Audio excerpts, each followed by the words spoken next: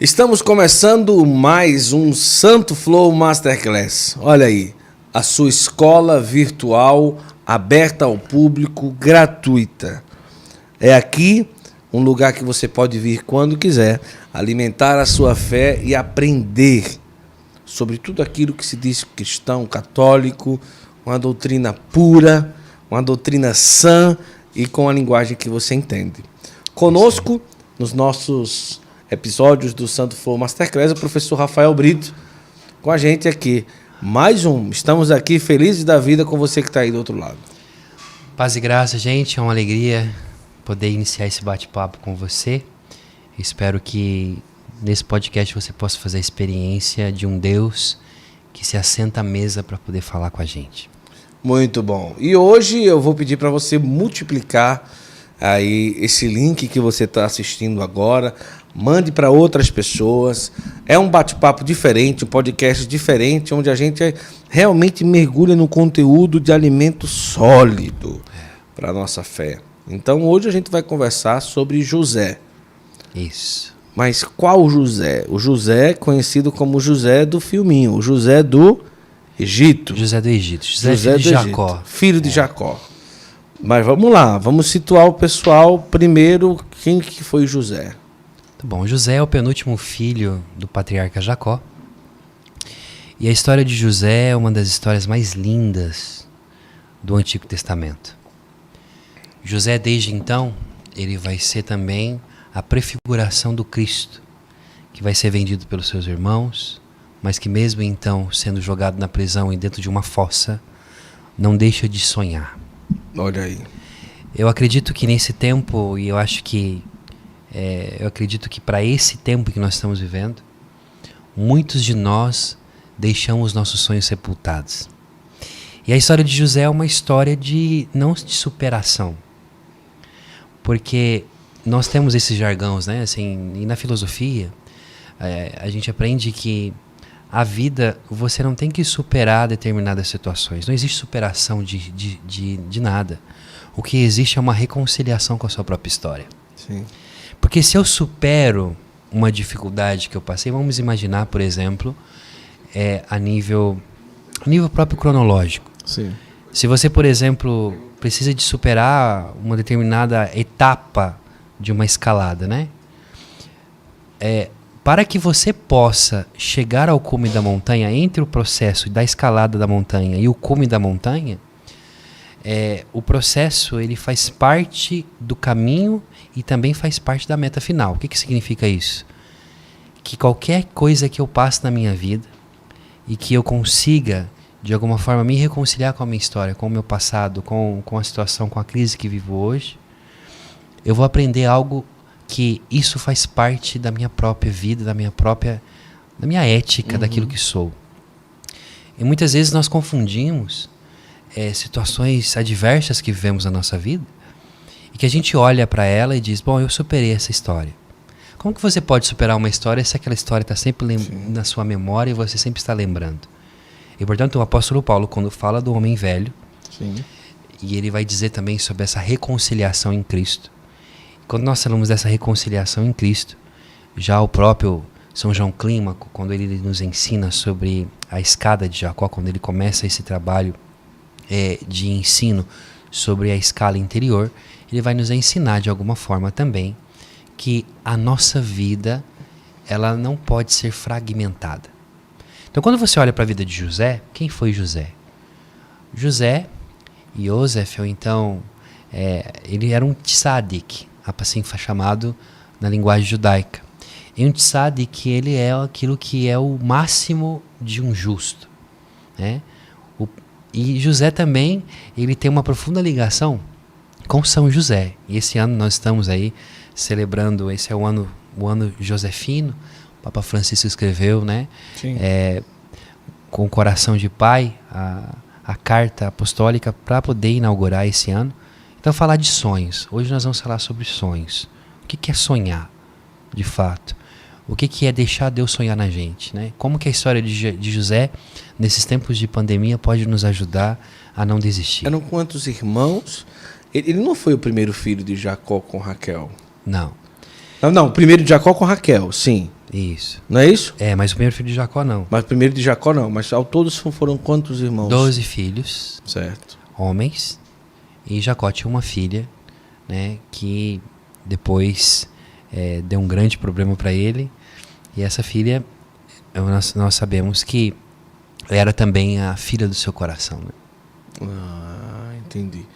E aí, Jacó foi vendido como... Ou melhor, José foi vendido como escravo. Exato. Por quê? Como foi essa história? Bom, pra gente entender isso é muito louco, porque quando você vai aqui, por exemplo, em Gênesis capítulo 37, começa a dizer assim, ó, versículo 1. Jacó permaneceu em Canaã, a terra em que seu pai tinha morado. Esta é a história de Jacó. É interessante porque diz, essa é a história de Jacó.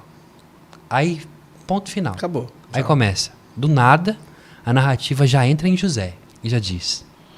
José tinha 17 anos e pastoreava o rebanho de seus irmãos, ajudava os filhos de Bala e Zelfa, mulheres de seu pai.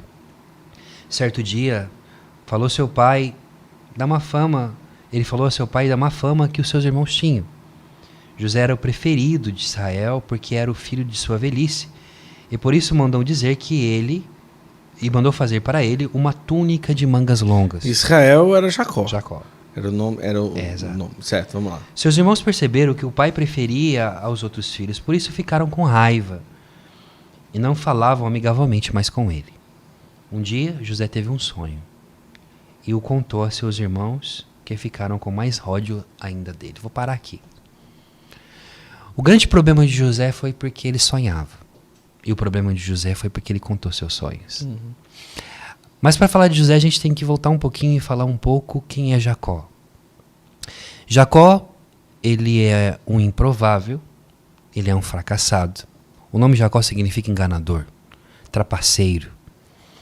Jacó viveu os seus dias depois que aconteceu toda a situação, a cisão na casa de seu pai, por causa do que ele fez com seu irmão, passando seu irmão para trás, sendo trapaceiro.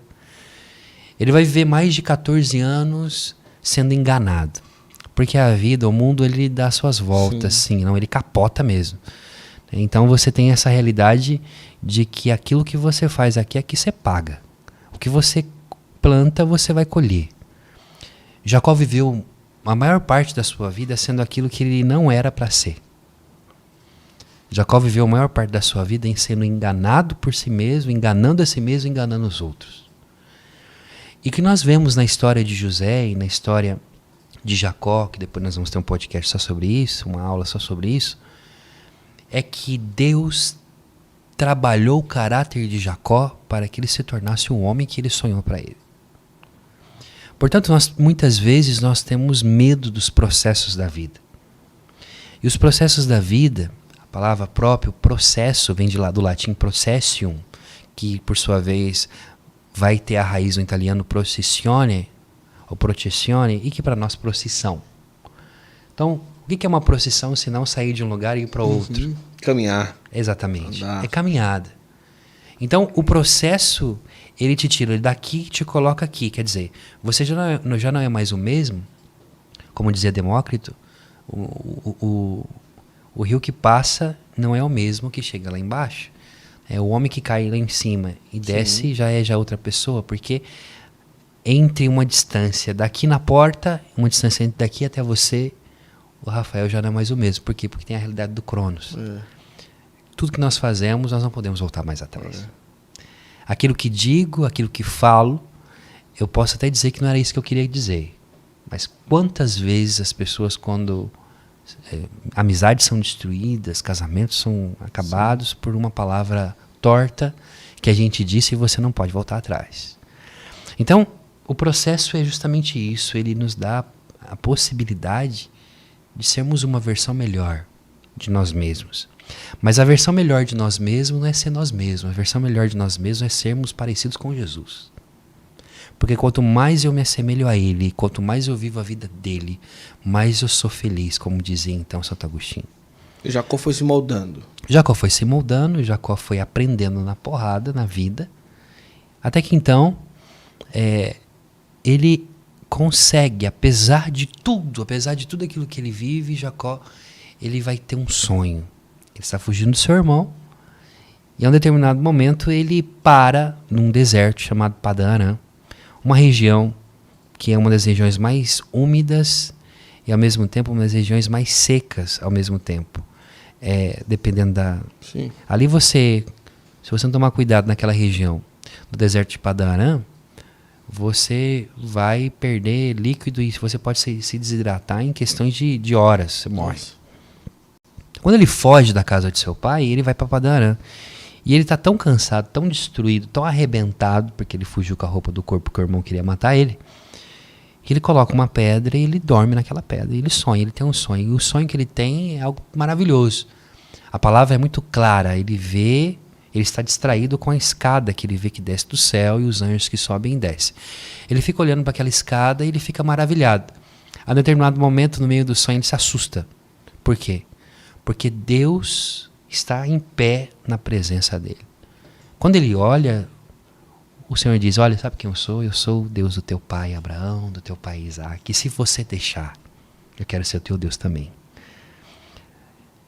É essa beleza de um Deus que desce na terra para poder sonhar com a gente, no meio da nossa miséria. E Jacó diz, Senhor, se você for comigo, me conduzir na casa de meu tio e me reconduzir para a casa do meu pai, então eu serei o teu servo e tu serás o meu Deus. Aí o Senhor fala para ele assim, aonde você for eu vou junto. Que vai ter então ressonância nas palavras de Jesus, quando os seus discípulos estão aflitos, ele olha para eles e diz assim, vocês podem ir por todo o mundo, prega o evangelho, eu estou voltando para casa, mas eu estarei convosco todos os dias, até o fim. É a certeza de um Deus que não nos abandona nem mesmo nas nossas vergonhas.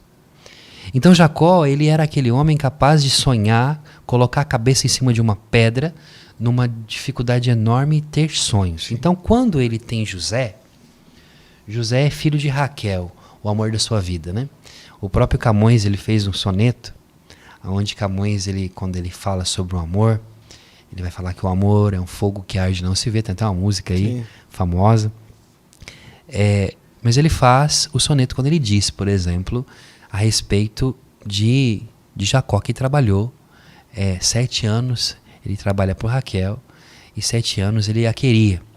Sendo enganado, então, não era por aquela que ele queria, mas então lhe deu Lia, então por mais 7 trabalhou por Raquel, que era o amor da sua vida, e isso valeu a pena para ele. Então, Raquel, ela era estéril, como também era também a mãe de Jacó, como era Sara também. E aí o Senhor dá a graça a Raquel de poder ter filhos, e o primeiro filho que nasce do amor da vida de Jacó é José.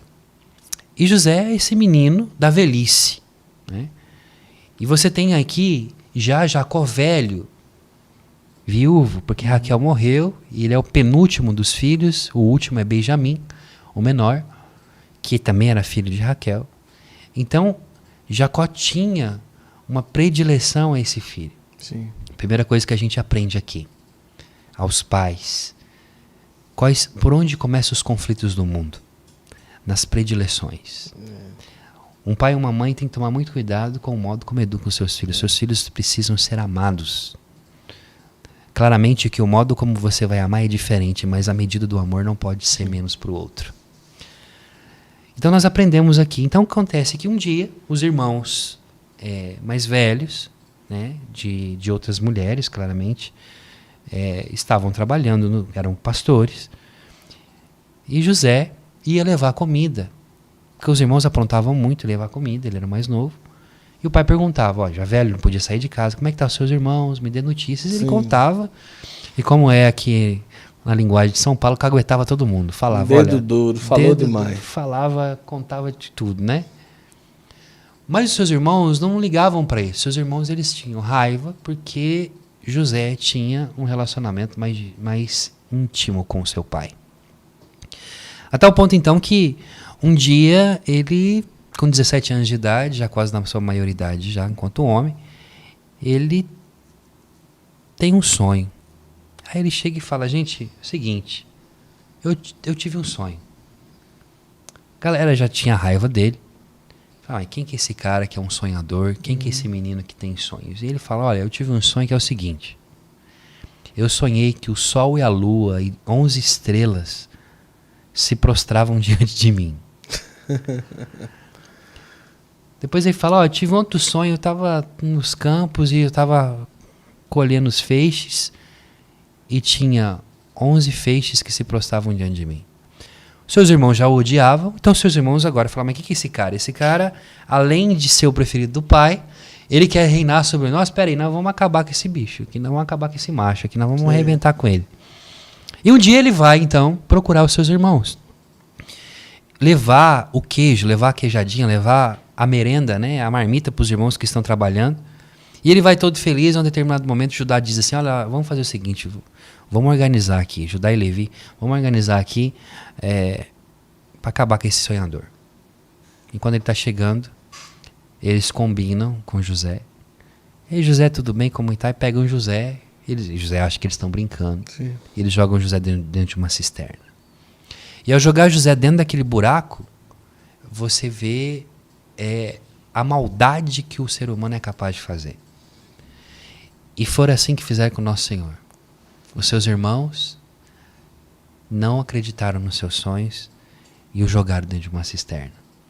Então, a história de José é a história de todo homem que acredita, de toda mulher de fé. É a história daqueles que, apesar das dificuldades e do contrário, se você permanecer no propósito que Deus tem para a tua vida, nenhum buraco, nenhuma prisão pode te a prender. Venda dele como escravo foi depois? Foi depois. Depois, ele ficou ali naquela cisterna. Não, você vê, por exemplo, uma coisa. Por que na verdade, qual que é o grande problema que deixa os irmãos com raiva de José? É que o seu pai fez para ele uma túnica. E a túnica, para o judeu, naquele tempo, significa também o símbolo do monoteísmo. Sim. Então você, por exemplo, quando vai em Israel, você vai ver aquele véu que os judeus usam, que é de listras, né? Que identifica o judeu. E, segundo a tradição judaica, eu gosto demais de também ir também naquilo que os judeus antigos diziam, sobretudo um rabino, que é o rabino Rashi, ele vai dizer o seguinte, que aquela túnica que Jacó faz para José, na verdade ele tinha recebido também de seu pai, Isaac, que por sua vez tinha recebido de Abraão. Então, quer dizer, é como se fosse uma sucessão do monoteísmo, da religião, da intimidade. Então, quando ele começa a dizer, olha, eu vi o sol e a lua, é o pai e a mãe, as estrelas que se prostram. Jacó fica, olha, você vai reinar sobre nós, só que Jacó fica quieto, porque Jacó também entende sobre sonhos. Sim. Então, ele sabe que Deus está falando de alguma forma ali ao seu filho. Então, o que acontece? A grande saga aqui está em cima dessa túnica. Porque em vez de dar a Judá, que é o filho mais velho, dá ao penúltimo. Mas a questão é o seguinte, muitas vezes nós sofremos, porque as pessoas podem dizer assim para você assim, mas cara, por que não deu para uma pessoa melhor e foi escolher você? Quem é você? E aqui entra o pecado capital da inveja. E o que é a inveja? A inveja é não se alegrar com o bem e com a prosperidade, ou com a prosperidade no sentido de bênção na vida do outro. Sim. É você não se alegrar com o que o outro está vivendo, com a alegria do outro. É você ter a profunda angústia, essa é a definição de inveja. A profunda angústia e tristeza a respeito do que o outro tem e eu não tenho. Em vez de você promover, você começa a querer cortar as pernas do outro. E até aquilo que tem, quando se vem a inveja, acaba se escondendo, porque você só quer aquilo dali, aquilo que é seu mesmo acaba sendo enterrado, sendo colocado, né? Que foi o que aconteceu também com os irmãos dele, porque quando olha o que estava acontecendo ali com José, tudo aquilo que era para a vida deles acaba sendo se resumindo em perseguir aquele irmão, em colocar e toda essa. Mas essa questão da túnica é muito interessante, né? Sim. É uma sucessão, né? Uma continuação daquilo que acontecia, né? Não é bem uma predileção, mas uma percepção da sensibilidade, né? Que José tinha, né? Mas vamos lá, ele está lá na cisterna. E aí? Você tem essa realidade de quando ele é jogado na cisterna, uma cisterna seca, você tem essa realidade. E aqui eu fiz uma experiência muito linda. De se jogar na cisterna? Não, a luz...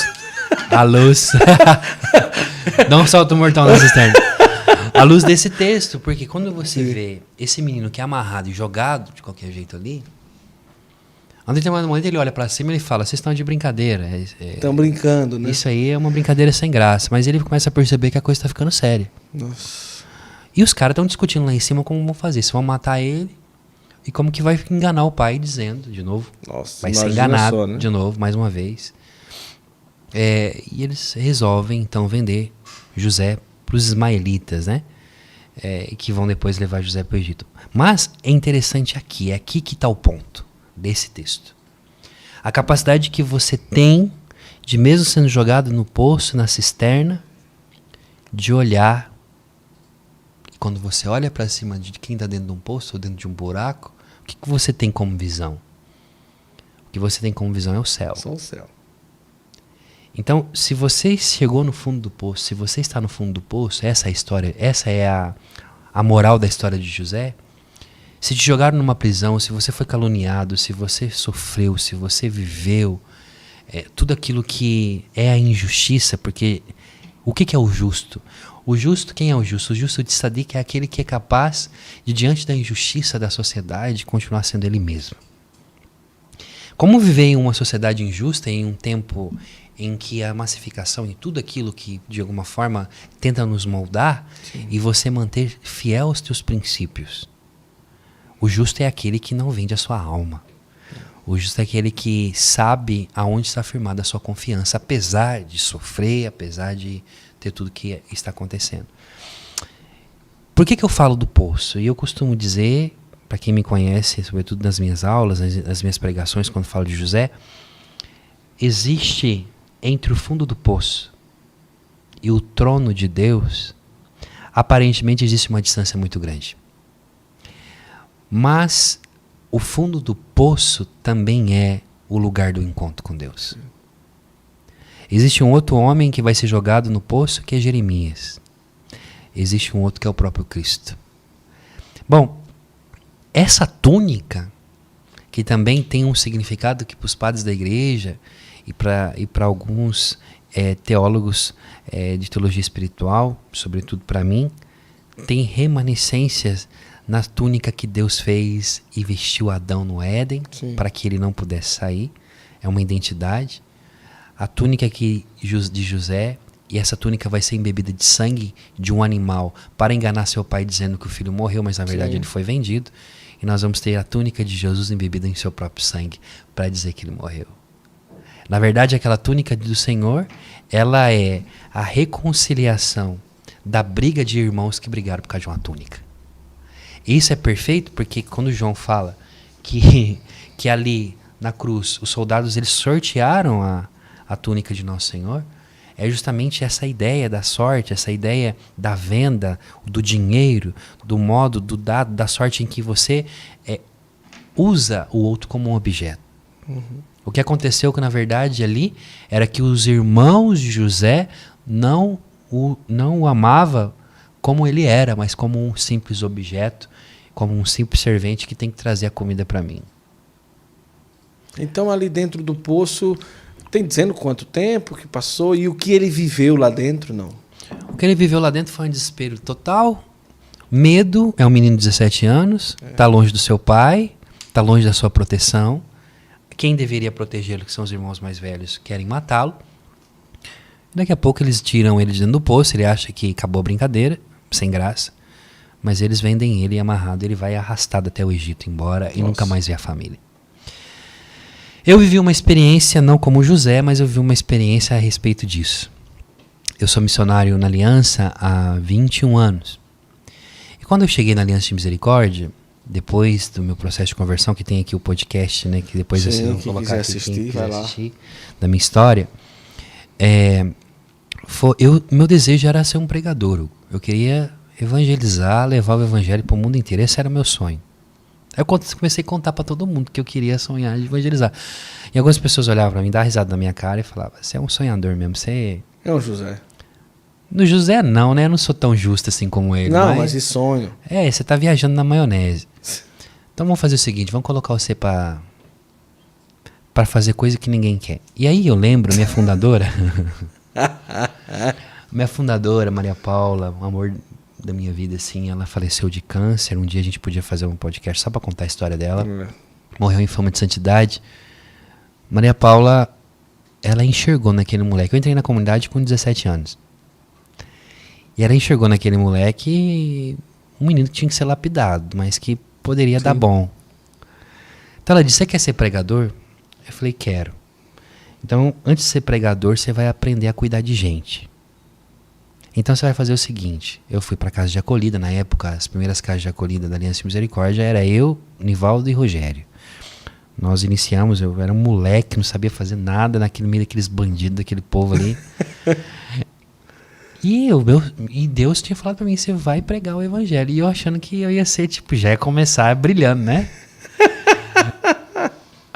A Maria Paula falou assim para mim, assim, ó, vou te ensinar como preparar uma pregação. Então você vai pegar a Bíblia, vai fazer a Lexo Divino, você pega aqui a folhinha, e me ensinou como preparava a pregação.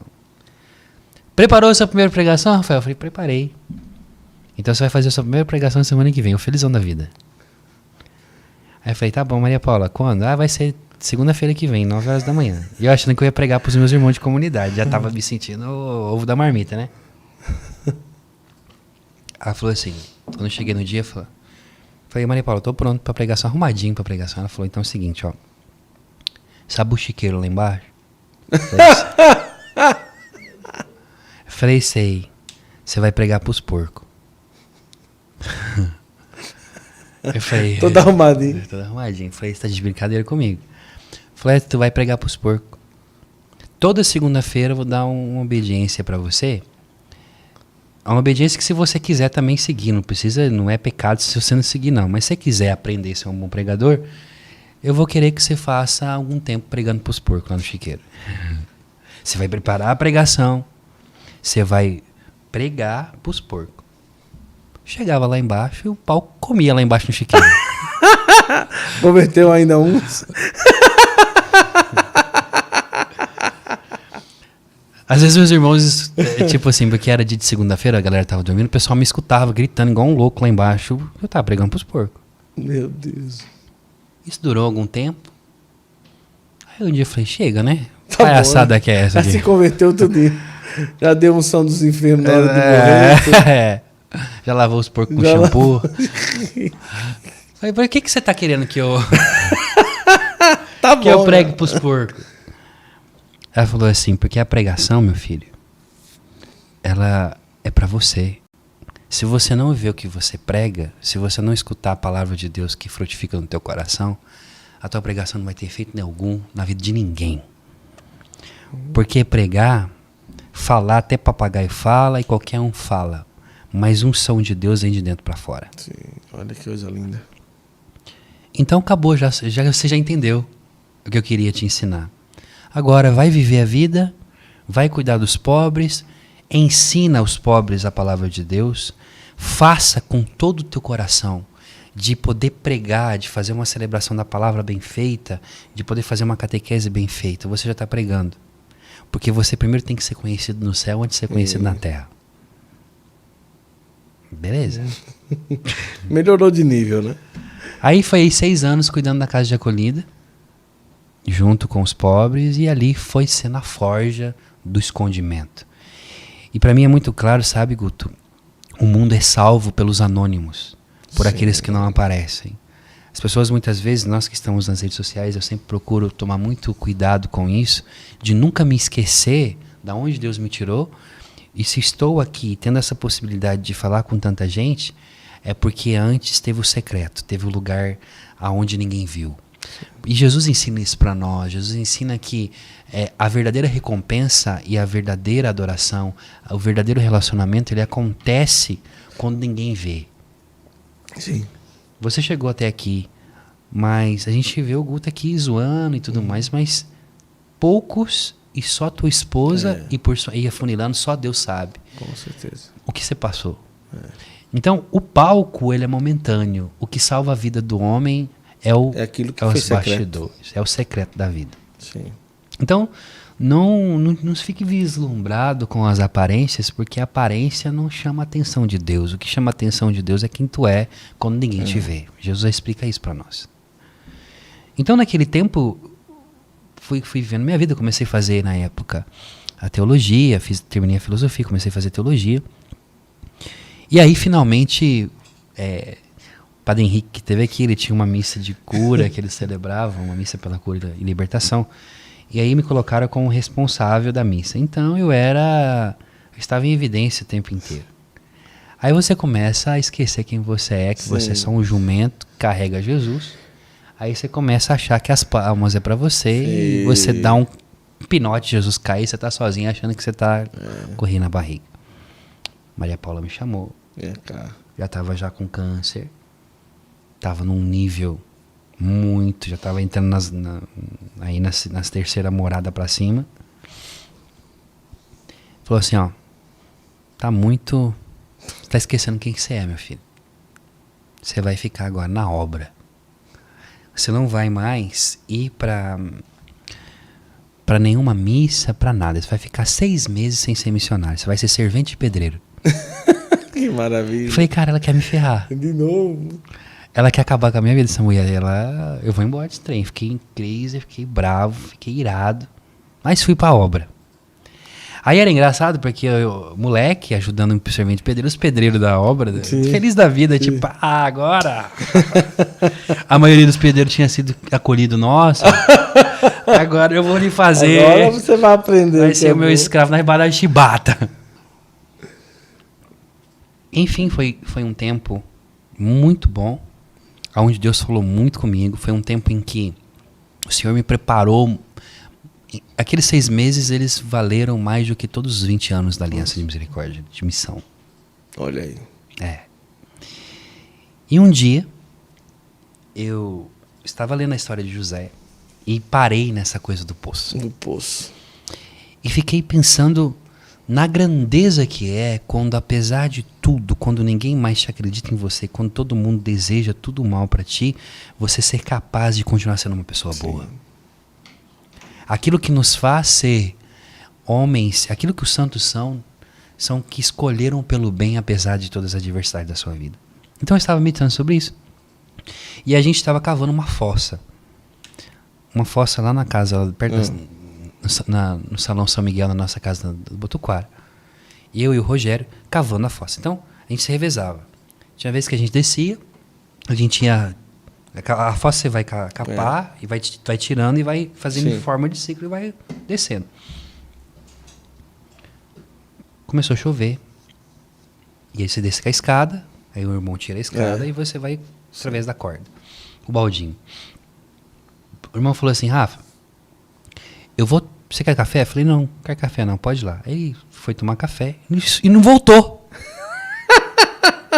Mas eu falando de uns 40 a 1 hora, mais ou menos, eu fiquei dentro do buraco. Rapaz, comecei a ficar bravo. Porque eu chamava, e quem que me escutava? Ninguém, porque no meio do buraco. Não tinha ninguém em casa naquele tempo, tava em missão, os missionários tinham saído em missão itinerante. O bonito é, sei lá o que ele foi aprontar, foi dormir, sei lá o que ele foi fazer, cara. Só sei que ele me deixou dentro do buraco. Começou a chover. E na hora da chuva, começou a entrar água pelos cantos e começou a me molhar. Rapaz, comecei a ficar bravo. Em determinado momento eu lembrei de José. Eu falei, cara, o que o José fez lá embaixo? Quando eu olhei, eu vi o céu, mesmo chovendo, azul. Sim. E eu comecei a fazer o louvor dentro do poço, comecei a agradecer, a adorar a Deus dentro daquele buraco. Então eu coloquei as mãos aqui e comecei a agradecer a Deus. E aí a água descia e entrava nas mangas. Então eu fiquei tudo sujo de barro. Quando eu terminei de fazer a oração, o bendito chegou. Desculpa aí. Falei, Rafael, então, Maria Paula tá chamando a gente. Aí eu subi. Falei, não, eu vou tomar banho, porque é uma situação, tá cheio de barro, cara. Falei, Maria Paula tá chamando a gente, Vai lá. Eu fui, junto com ele. Sujo de barro. Tava na sala do conselho, tinha acabado de fazer a reunião para as destinações, o caramba. Ela falou assim, e aí, meu filho, você virou tatu? Falei, não, tava cavando poço, até explicar pra você. De uma hora eu te explico melhor o que aconteceu. Ela falou, não, então, nós fizemos a reunião aqui e nós decidimos que nós precisamos de abrir a missão na Europa. Só que nós não temos. O único bispo que respondeu a nossa mensagem foi o cardeal de Lisboa. Então, eu falei, que bom, louvado seja Deus. Eu viajando, falei, então a gente escolheu você e o Rogério para poder irem para Portugal, fundar a Aliança de Misericórdia lá. Eu falei, olha a minha situação. Eu tô cheio de barro, cara. Ela falou assim, pois então, é por causa disso que você foi escolhido. Nós estávamos preparando você para esse momento. Olha aí. Então fui, tirei passaporte, fomos para Portugal. Foi muito louco o modo como nasceu a missão em Portugal. E Deus fez tantas promessas que naquele ano, naqueles 3 anos, primeiros 3 anos de Portugal, eu viajei para 27 países pregando o Evangelho. Impressionante. E aí eu comecei a perceber que Deus, Ele não queria que eu fosse simplesmente um pregador. Mas antes de ser um pregador, Ele queria que eu fosse o menino dele. Isso. Então, dentro disso tudo, desse sonho, desse desejo, meu desejo era morar na Itália, um dia, casado e tudo mais, encontrar o Santo Padre, né? E isso foi algo tão profundo que depois de Portugal eu fui para a Polônia, fundamos a missão da Polônia, foi maravilhosa a missão na Polônia, é uma das missões maiores que nós temos na comunidade. Quando chega na Itália, vivi um tempo muito difícil. Antes de casar, no ano de 2012, eu perdi 11 pessoas da minha família. Morreu meu pai, eu contei isso no podcast. E você vai ficando um pouco sem chão. Então, quando eu chego no fim do ano, com aquele luto que você não conseguia superar já estava com outro, eu casei em 2013 e nós fomos para a Itália. E na Itália, então, ainda tinha resquícios um pouco da depressão, daquela situação do abandono, do sentimento de não tem mais ninguém para abraçar. Sim. E você vai entendendo que Deus, Ele me colocou assim, olha, você tem a sua esposa. É você e ela. Sim. E a gente viveu coisas lindas juntos e passamos por dificuldades juntos. E é a minha melhor amiga, Lília, né? Se estiver me assistindo, quero te agradecer, meu amor, porque só tô aqui porque você me sustentou até aqui, né? Sim. Aí um dia, porque do tempo que eu morei na Sardenha, eu não viajava mais. Então eu fiquei no secreto aí de 2013 até 2016, 2017, sem viajar, que era numa ilha e tudo mais. Sim. E eu fui em Roma. E quando eu cheguei em Roma, aqui que conta essa história, né? A gente começa falando de José, mas é para poder dizer que a palavra ela tem vida na nossa vida quando você vive de promessas. Eu cheguei em Roma, fui rezar no túmulo de Pedro. Então entrei no Vaticano, desci lá embaixo do altar. É aberto ao público? É aberto ao público. Ah, legal. Você pode rezar nos túmulos dos papas e tem um túmulo de Pedro lá embaixo, que fica debaixo do altar mor. Sim. Né? Então, eu cheguei ali e comecei a conversar com Pedro. Eu falei, Pedro, você foi escolhido pelo Senhor. A gente é um pouco parecido, inconstante, tudo mais. E eu comecei a trocar uma ideia. Esse é o meu jeito, às vezes, de rezar. Né? Eu converso. E aí eu estava conversando, falando, olha, eu gostaria, você me confirme na fé. Eu comecei a chorar largado. Me confirme na fé, porque Deus me chamou para levar o Evangelho, Deus me chamou para poder pregar. Eu tenho sonhos, e o meu sonho é poder levar o Evangelho para as nações. Enfim, me confirma na fé, Pedro. E me confirma, e estava rezando ali. Aí chega o guarda suíço, que esse guarda lá, né, vestido com aquelas roupas lá estranhas, listrada, coloca a mão e fala assim, ragazzo, tu deve andare. A moça tem que ir embora, tá fechando aqui. Eu falei, tá bom, obrigado. Só que quando eu saio pra fora, Guto, pego o meu telefone, tinha 18 chamadas não atendidas. Eu falei, pronto. Meu Deus, que aconteceu alguma coisa em casa. Quando eu olhei, era o Michele, um amigo, que me ligou, dizendo, Rafael, tem a irmã Emanuela, que é a Sora Emanuela de Medjugorje, ela deveria ter vindo para poder fazer uma pregação, só que o voo dela atrasou. A igreja está lotada, não tem ninguém. Você pode substituir ela? Nossa. Eu saí do túmulo de Pedro direto para a igreja de São Marcello Corso, que tem ali perto da Gregoriana, em Roma. E cheguei à igreja lotada e eu preguei para aquele público, dei testemunho, eu fiquei 4 horas falando. E enquanto eu falava, as lágrimas corriam, o povo achando que eu estava emocionado por causa da minha história, mas era o Senhor falando no meu coração, tá vendo? Tá vendo? Confirmei, nem demorou nada. Tô aqui contigo. Beleza, voltei para Sardenha. Foi a partir dessa pregação que nasceu a missão em Roma, que nasceu tudo mover ali também em Roma. E voltei para Sardenha, continuei os estudos, defendi a tese do mestrado, de dogmática, depois defendi a tese da fundamental e continuei minha vida ali. Um dia eu estava em Portugal, no retiro da comunidade, e me liga a Michele, que como estava trabalhando na conferência episcopal, e diga, Rafael, deixa eu lhe dizer uma coisa. Os bispos da União Europeia vão encontrar com o Santo Padre. Eu falei, que legal. Ele falou, pois é, você quer ir junto? Nossa. Eu falei, é lógico que eu quero ir, mas como que vai ser isso? Ele falou assim, é porque tem um lugar reservado onde você pode vir como voluntário. Eu falei, claro, então, tá beleza. Então, tal dia, você vai encontrar com o Santo Padre, dia 22 de setembro. Sim. Vai encontrar com o Santo Padre, então beleza. Rapaz, eu tava acreditando naquilo, não, que dia antes de Padre Pio, nas vésperas. Vamos encontrar o Santo Padre e fui para Roma. Então, quando cheguei, eu parecia um menino, assim, tipo... Sabe o sonho? Tipo, sim. Mano, eu vou encontrar o Papa. Você tá acreditando? Eu tava em choque já, nem dormi de noite. Então chegamos na capela, na sala Clementina, que é onde ele faz as audiências privadas. Então tinha todos os bispos da União Europeia, presidentes, na verdade, os presidentes da Conferência Episcopais, sim. Mais os bispos auxiliares. E alguns leigos. Entre esses leigos, eu, sentado ali no último banco. Chiquérrimo. Lá no... Cara, eu sentei e eu vi a cátedra do sim. Papa branquinha. E eu lembrei da oração que eu tinha feito no túmulo de Pedro. Olha aí. E aí, aquele dia, o Senhor me dizia assim, eu sou fiel ou não sou, Rafael? Sim. Quer mais o quê, né? Santo Padre entra, quase teve um infarto. Santo Padre entrou, sentou. Mas era uma distância que dava uns 4 metros, não sim. Era longe. O Papa estava aqui, eu estava vendo o Papa que você está vendo na televisão. Ele falou, beleza, deu a benção apostólica e aí fez a fila para poder encontrar com ele. Aí eu, retardado, peguei o celular, falei, vou tirar uma selfie com ele, né? Então, nossa!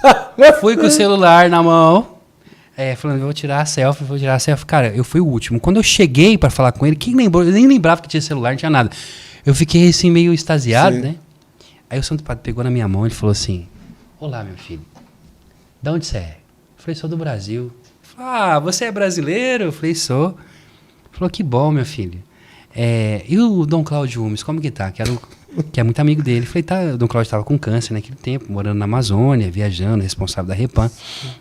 Ele falou, Dom Cláudio, ele não está bem de câncer, o senhor sabe muito bem que ele está lutando contra o câncer, mas ele está na Amazônia, que a vida dele agora é a Amazônia, ele é mérito e está viajando. Ele falou assim, esse Cláudio é um bem-aventurado. Enquanto ele está lá livre, leve e solto, lá na Amazônia, eu estou aqui preso nesse castelo de concreto. Nossa. Mas tá bom, né? Eu disse a Nosso Senhor, né? Ele falou. E falou, e o que você faz? Eu falei assim, eu sou missionário, sou casado. Ele disse, Santo Padre, a minha casa, queria dizer para o Senhor que a minha casa ora pela tua vida. E de fato a minha graduação eu fiz em Papa Francisco, né? Eu falei, olha...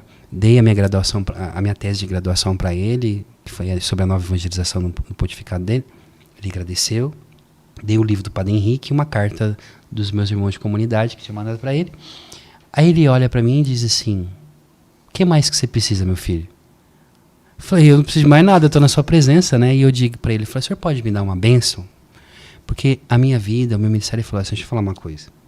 Olha esse povo que está aí. Se eu começar a dar a bênção, eu não vou sair aqui, eu tô com fome, eu tenho que ir embora comer. Nossa. Então assim, eu já dei a bênção apostólica. Se eu dei, a bênção é tua. Então você vai fazer o seguinte, ele pega na minha mão, tem até a foto, ele segura na minha mão assim, ele fala assim, essa bênção é tua. O Papa, o Santo Padre, não vai poder encontrar as pessoas que você vai encontrar. Mas eu quero dizer para você que a bênção de Deus, ela é eterna no tempo. Então você vai fazer o seguinte, todas as vezes que você contar que você me encontrou, você faça o seguinte, você diga assim, o Santo Padre mandou eu entregar para você a bênção. Então receba a bênção do Papa, né? E aí ele me deu um abraço, e eu agradeci demais, já estava chorando igual um louco. E na hora que eu passei, ele me segurou pelo braço e me puxou de volta. Quando ele me puxou de volta, Guto, ele olhou nos meus olhos e falou assim, Raffaele, coraggio. Non molare, Pietro è con te. Nossa. Rafael, tenha coragem, não desista, Pedro está contigo. Nossa. Eu sentei, fiquei em choque, porque eu lembrei daquela oração no túmulo. Então tudo começa nos bastidores. Então a história de José, ela acontece nos bastidores. Deus revela para você seus sonhos, geste esses sonhos dentro de você. Sim. Porque no momento certo é ele que vai reconduzir. Sim. José, ele vai ser vendido para o Egito. José vai ser vendido como um objeto, chega amarrado no Egito como um escravo, é vendido em praça pública, comprado por Potifar. Ele vai ser caluniado pela esposa de Potifar, vai ser jogado numa prisão. A gente sabe o que acontece quando alguém é nas prisões do Brasil, pelo menos. Tem que ficar no seguro, porque foi alguém que estuprou. Ele é acusado de estupro, por isso que ele é preso. Sim. E vai saber o que fizeram com esse menino na prisão. É esquecido por 2 anos, até que mais um determinado momento, mesmo diante de tudo isso, José não deixou de sonhar. E a gente sabe o que acontece depois que o faraó o chama. E aí a gente tem um outro José, que é São José. José silencioso, mas que também é justo e que sonha. E o sonho de José, Deus colocou no coração de São José, é a esperança de poder um dia orar, como todos os judeus do seu tempo, os jovens do seu tempo, para que o Messias chegasse. E Deus não somente escutou as orações de José, mas o Messias foi colocado no colo dele. Sim. Então, quando a gente fala de promessas, quando nós falamos de fé, que é uma virtude teologal, que a própria carta aos Hebreus nos ensina que a fé é a garantia dos bens que não se veem e daquilo que nós não possuímos, mas é garantia. É como se você tivesse que fazer uma viagem e dissesse assim, ó, eu estou indo buscar a minha herança. Você já assinou o contrato, mas a herança você não tem ainda, mas você sabe que você vai ter. Essa é a fé.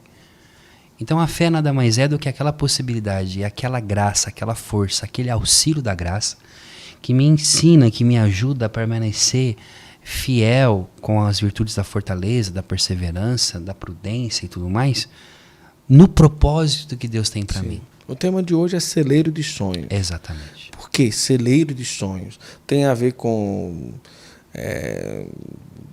José tem ali um momento que manda tipo, plantar, quando ele chega lá e tal. Por que o celeiro de sonhos? Porque o Egito estava prestes a uma calamidade pública. Calamidade, isso. Só que a salvação não estava nos campos. A salvação do Egito estava em um menino que foi rejeitado pelos seus irmãos. Quando ele consegue interpretar os sonhos do faraó, e o faraó fala que ele teve um dos sonhos do faraó é que ele via vacas magras e vacas gordas, que era 7 anos de grande abundância, 7 anos de seca. Sim. E ele vai dizer, e depois as espigas mirradas e as espigas gordas, né? A mesma coisa. Ele vai então interpretar o sonho do faraó dizendo, olha, o faraó tem que fazer isso, fazer aquilo, e ele se torna então o primeiro-ministro, né? O segundo ali em poder no Egito. E ele o que vai fazer? Ele vai guardar as sementes, ele vai guardar o trigo para no tempo da dificuldade poder distribuir o pão. E é por que celeiro de sonhos? Porque trigo é semente. E cada um de nós somos um celeiro de sonhos. Deus, ele sonha com a gente. E eu aprendi algo na minha vida, e aprendi isso, seja na palavra de Deus, mas seja também na história dos santos. São Francisco de Assis, sobretudo. E Francisco, ele é o primeiro poeta italiano. Francisco, quando fala sobre os sonhos, ele fala a respeito que sonhar de verdade é sonhar acordado. Porque você sonha dormindo, o seu sonho fica. Mas se você sonha acordado com quem acredita em você, aquilo acontece. Então, Deus, ele sonha com o ser humano, ele tem projetos, ele tem propósito para nós. E dentro de nós existem sementes.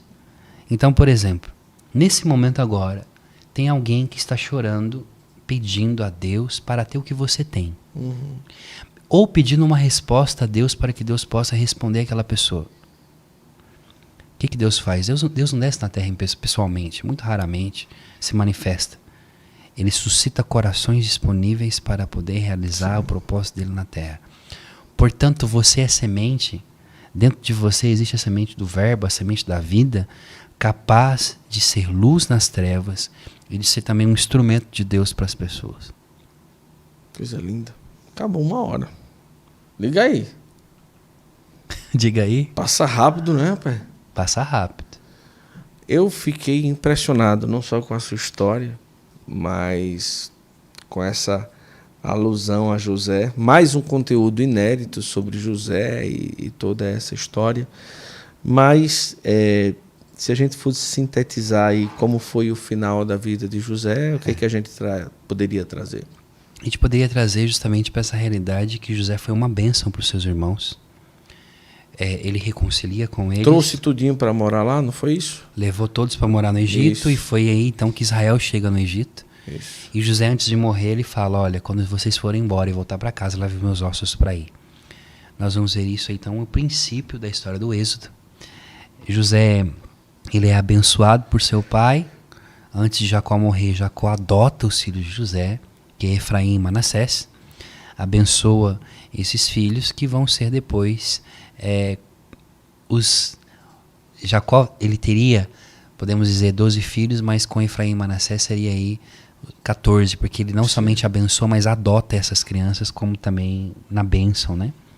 Isso é poderoso porque Deus é o Senhor da história.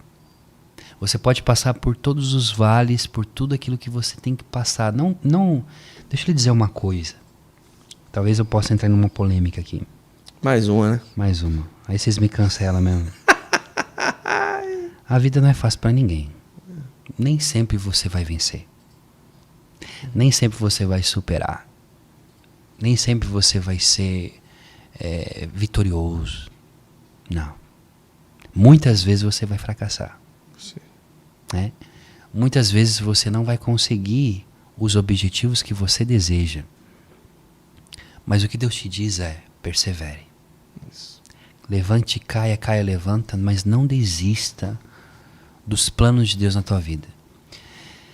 E o segredo está em deixar Deus sonhar com você. Quando Deus sonha na nossa vida, isso é praticamente, claro, a gente fala em sonho numa linguagem poética, mas nós estamos falando da vida de Deus em nós. Sim. O sonho de Deus para o homem é a sua salvação, e o desejo de toda a eternidade do Senhor é que cada ser humano se torne seu filho. Uhum. Ele nos criou para a sua glória. E essa glória não é o fato de ser, como nós já explicamos nas outras aulas, não é uma glória pelo qual ele é o onipotente, ele parece um grande narciso, né? O narcisão. Sim. Que fica escutando o povo lá: obrigado, glória Sim. a Deus. Isso é narcisismo. Deus não é narcisista. Ele é a tão ponto que a teologia nos ensina, e isso é o termo de divinização e santificação que nós já explicamos aqui, que Deus quer que você participe da vida dele, da mesa com ele, da vida dele. Mesmo sendo uma criatura, mesmo sendo finito, mesmo destinado à morte, ele quer que você faça parte da vida eterna. Então é aqui que está a glória. A glória está justamente em saber que aquele que está sentado é capaz de todas as coisas, que pode me dar tudo e tudo é dele. O que adiantaria se eu tivesse tudo e não tivesse ele? Sim. Por exemplo, eu sempre digo, gente, a terra prometida e o deserto de Israel. Israel vive 40 anos. Qual que é a diferença entre a terra prometida e o deserto? Aí você vai dizer: a terra prometida é onde manda leite mesmo. Mas se você for ver como foi a conquista da terra, foi só tiro, porrada de bomba, guerra. Sim. Os caras não tiveram paz, enfim. Deserto, Deus os alimentou, Deus cuidou, Deus fez tudo. O que quer dizer? Não é o lugar onde você está. Não é a condição que você se encontra. Mas quem permanece com você e quem ficou contigo. Se você está na senzala do Egito e Deus está ali é paraíso. Isso. E do que adiantaria ter a terra prometida se Deus não estivesse ali? Do que adiantaria ter o céu se Deus não estivesse ali? Não seria céu. Então nós temos que entender que o céu, na verdade, é uma pessoa. Que o paraíso não é um lugar, não é uma condição. Quantas vezes nós já fizemos experiências, Guto, né, de ir no hospital ver uma pessoa destruída pelo câncer, destruída por uma doença, por uma enfermidade, mas ela tem o céu nela. Por quê? Porque nós aprendemos que Deus decidiu, apesar de todas as vicissitudes humanas, Deus decidiu sonhar com você dentro de um buraco. Verdade. Olha aí. Vamos lá. Deixa eu lembrar para você estudar mais profundamente com o professor Rafael Brito, você procura aí o Instituto São Rafael. Uma oportunidade única para você aprender a ler a Sagrada Escritura. Tem diversos cursos sobre diversos temas, são mais de 200 horas de áudio, ou melhor, de áudio e vídeo, tá certo? Você paga um valor recorrente, tem lá a oportunidade de ter acesso a todos os cursos, tem aula ao vivo semanal, um conteúdo por semana, um conteúdo novo. Tem o professor Rafael Brito, tem 3 padres com ele. Isso, Padre Rafael Romão, Mateus e Pedro. Que além de rezar, além de ser professores também, eles rezam pelos alunos, são 3 missas por dia. 3 missas por dia, eles celebram a intenção dos alunos. É uma bênção, é uma bênção. Faça a sua inscrição agora, terminou aqui o podcast, já vai lá, faz a tua inscrição e começa a aprender, a sede. E aprender assim, de uma forma leve, uma forma como o professor Rafael Brito trabalha, é realmente essa forma leve de se escutar o Evangelho, de se aprender o Evangelho, tá bom? Então, vai lá, faz a tua inscrição e toca fogo lá. É isso aí. Vamos embora? Vamos embora. Obrigado. Fica por aqui mais um Santo Flow Masterclass, que é a nossa vertente do nosso podcast Santo Flow, na linha formativa, a nossa escola de porta aberta para o mundo inteiro. Tá bom? Deus abençoe. Tchau, tchau. Tchau, tchau, gente.